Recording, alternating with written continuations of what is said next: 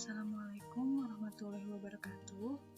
Selamat pagi anak-anak, bagaimana kabarnya? Semoga sehat-sehat dan selalu ada dalam lindungan Tuhan Yang Maha Esa. Kali ini kita akan belajar materi bimbingan dan konseling mengenai pentingnya motivasi belajar. Tujuan kegiatan kita kali ini adalah agar dapat memahami dan memiliki sikap positif untuk membangkitkan motivasi belajar. Anak-anak sudah siap mengikuti pembelajaran? Yang pertama adalah, apa sih itu motivasi belajar? Nah, dimulai dari pengertian motivasi. Motivasi adalah daya penggerak atau pendorong untuk melakukan sesuatu pekerjaan yang bisa berasal dari dalam diri ataupun juga dari luar. Sedangkan belajar adalah suatu proses usaha yang dilakukan oleh individu untuk memperoleh suatu perubahan tingkah laku yang baru secara keseluruhan sebagai hasil pengalaman individu itu sendiri dalam interaksi dengan lingkungannya. Sehingga motivasi belajar merupakan suatu keadaan yang terdapat pada diri seseorang individu di mana ada suatu dorongan untuk melakukan sesuatu guna mencapai tujuan. Selanjutnya adalah jenis motivasi. Secara umum, motivasi belajar dapat dibagi menjadi dua jenis, yaitu yang pertama adalah intrinsik dan yang kedua adalah ekstrinsik.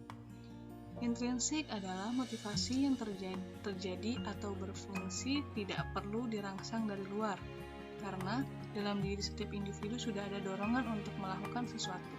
Sedangkan motivasi ekstrinsik adalah motif-motif yang aktif dan berfungsi karena adanya perangsang dari luar.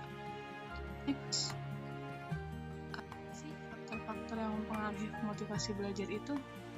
Dalam aktivitas belajar, seorang individu membutuhkan suatu dorongan atau motivasi sehingga sesuatu yang diinginkan dapat tercapai. Dalam hal ini, ada beberapa faktor yang mempengaruhi motivasi belajar. Yang pertama adalah cita-cita atau aspirasi siswa. Cita-cita merupakan angan-angan yang ada di imajinasi seorang individu, di mana cita-cita tersebut dapat dicapai akan memberikan suatu kemungkinan tersendiri pada individu tersebut. Adanya cita-cita juga diiringi oleh perkembangan dan pertumbuhan kepribadian individu yang akan menimbulkan motivasi yang besar untuk meraih cita-cita atau kegiatan yang diinginkan. Yang kedua adalah kemampuan siswa. Kemampuan dan kecakapan setiap siswa akan memperkuat adanya motivasi.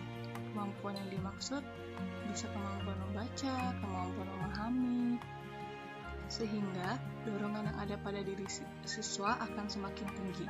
Yang ketiga adalah kondisi siswa dan lingkungan. Kondisi siswa adalah kondisi rohani dan jasmani. Apabila kondisi stabil dan sehat, maka motivasi siswa akan bertambah dan prestasinya pun akan meningkat. Begitu juga dengan kondisi lingkungan siswa, keluarga, ataupun masyarakat. Ketika kondisi lingkungan siswa itu mendukung, maka motivasi pasti ada dan tidak akan menghilang. Yang ketiga adalah unsur dinamis dan pengajaran. Unsur dinamis di sini artinya seorang individu dapat menyesuaikan diri dengan lingkungan sekitar, tempat di mana individu atau siswa tersebut akan memperoleh pengalaman atau pembelajaran. Dan yang terakhir adalah upaya guru dalam pengajaran siswa. Guru sendiri adalah sosok seseorang yang dikagumi dan insan yang mempunyai peranan penting dalam dunia pendidikan. Di sini upaya guru bisa dilihat dari metode pembelajaran yang diberikan ataupun media-media yang mungkin dapat meningkatkan motivasi untuk belajar siswa.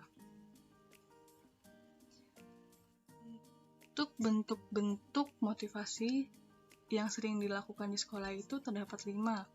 Yang pertama adalah pemberian nilai, hadiah, ujian, pemberian tugas ataupun ulangan, dan hukuman.